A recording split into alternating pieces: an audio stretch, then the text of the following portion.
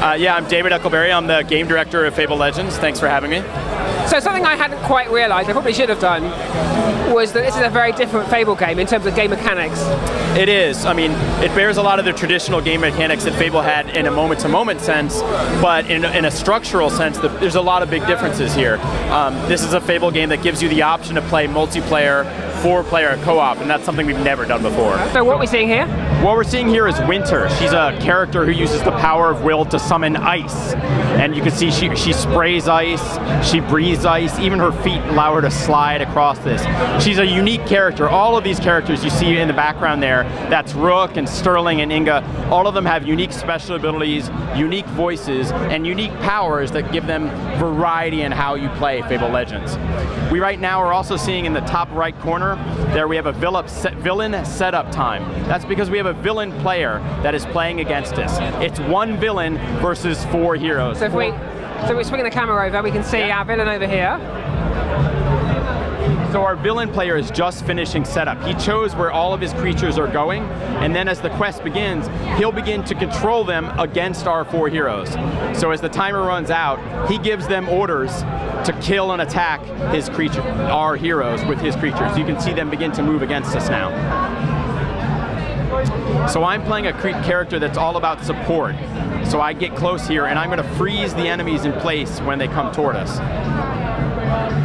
Now we see some red caps. They're creatures out of Scottish folklore, actually, where they dip their hats in the blood of their enemies.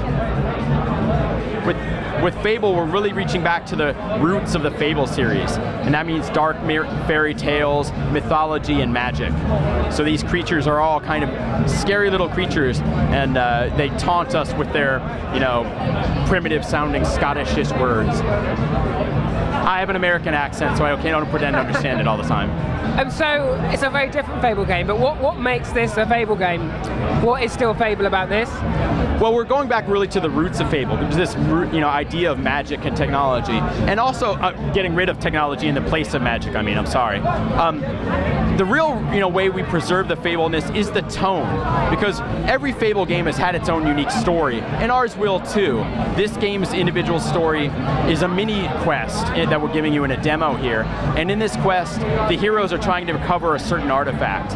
But the way we want to preserve the tone is, even as we have action and we have our 4 heroes running about, every hero's primary button, the A button, gives us an opportunity for them to converse, to have a bit of fun and humor. So we would have started this quest in the magical town of Bright Lodge. There we talk to NPCs, we can play mini games, we can seduce a barmaid or barman, depending on how your proclivities bend.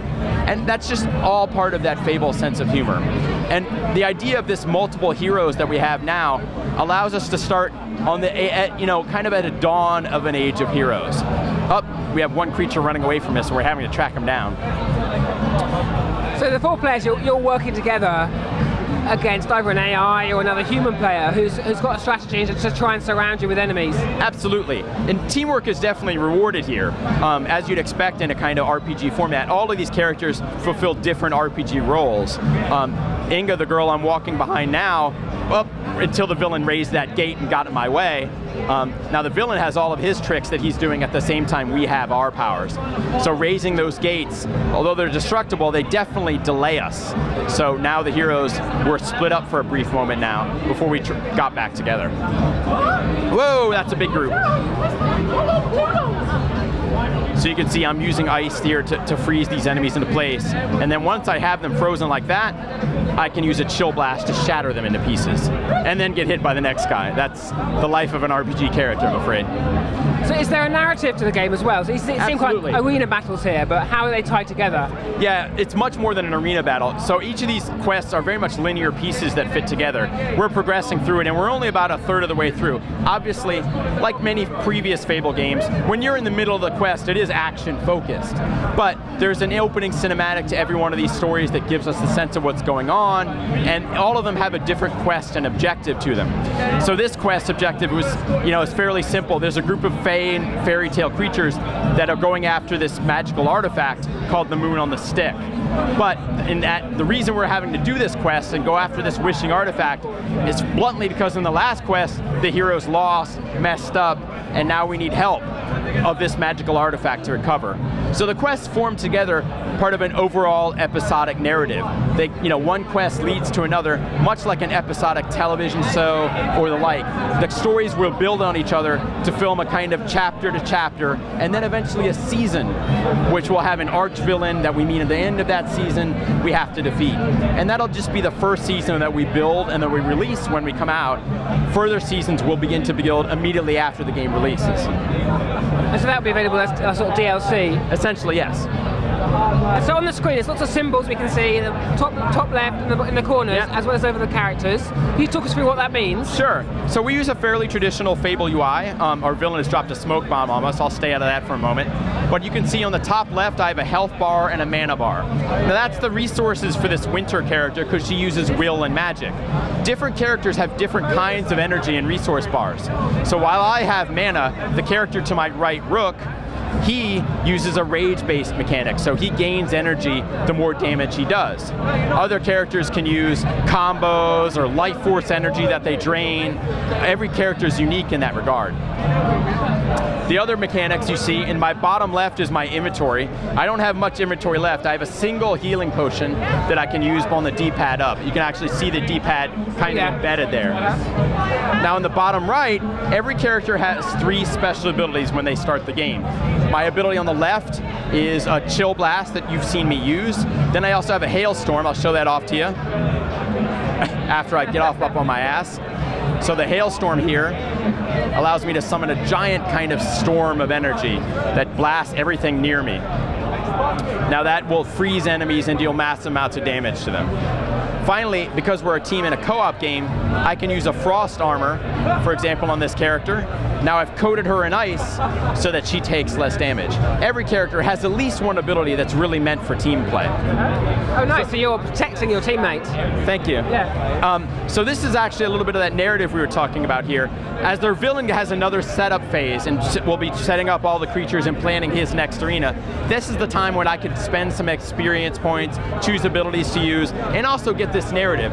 That archaeologist there, Persephone, is telling me about what I need to do in the next area. There's been quite a number of staff changes at Lionhead. Some, yeah. Is that a significant of a new direction for the studio? I think, all studios do go through changes, right? A lot of the changes, personally, I guess you could say I'm part of it too. I've been at Lionhead for about 2 years. The previous creative director, Peter Molyneux, had left before I arrived.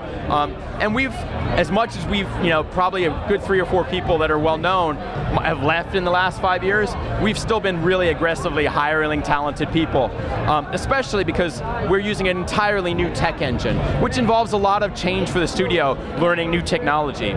And the industry keeps changing. Some people want to go and play around with mobile games or social games.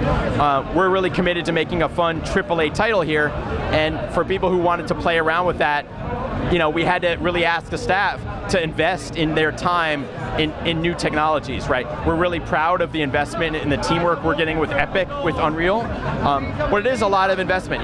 We knew when our staff was signing up for Fable Legends that this was a multi-year project. I've been on it for 2 years, and I'm going to be on it for at least another year as we bring it to the audience. And so this is Xbox One only, not 360. It is not 360, yeah. It's primarily meant for Xbox One, and we haven't announced any other platforms. And you also had re-released levels, Fable, was it Fable Anniversary? Yeah, Fable Anniversary is a recent game that we just did. I'm afraid you're seeing here that I've gotten knocked down. Hopefully one of the other heroes will revive me. Yeah. Fable Anniversary came out earlier this year. It was basically the HD remix of the first Fable. We really thought it was appropriate for us to return to our roots with Fable 1, because we were going to again return with Legends back to the early days of Fable, to magic and myth, and so this really set us up nicely for Fable Legends. And that brought you into the Unreal engine as well. Exactly, right. That was giving the studio a real taste of Unreal before we dived into it whole steam. And in fact, the first prototypes we made of Fable Legends were built in Unreal 3 simply because Unreal 4 wasn't quite ready yet, right? Unreal 4 was an engine that was in development. You see me dodging some artillery attacks there. And it wasn't, you know, it took us some time to get ready for it. We built our first prototypes to make sure that the game would be really fun to play. And you know, before we started building the game you're seeing now. And what would you say to Fable fans who would maybe ask for a more typical Fable game? Is there one coming? You know, this is the only Fable game we're building, is the simplest way of putting it, and it's a massive effort for us. You know, it's a giant AAA title. We have more than 100 staff members, and to not use a pun here, the lion's share of Lionhead is on this new title.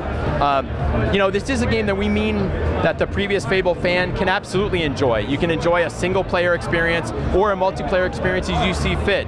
You can have a story that you can share and enjoy, and that's really up for you. Do you want to play multiplayer again with or against other humans? I think the other thing that we're really proud of here is that we return to the Fable roots that people have wanted, right? More people have asked us to return to a time before Fable 1 or between Fable 1 and 2, and that's the kind of narratives we're going to be building. I guess the ultimate answer is, why don't you wait, you know, if you're skeptical, wait and see, watch videos like this, give the game a chance, get in our beta, try the game on, and tell us what you think. Great, well thanks for your time, it looks really good. I'm looking forward to getting hands on myself, thanks a lot. Thank you very much.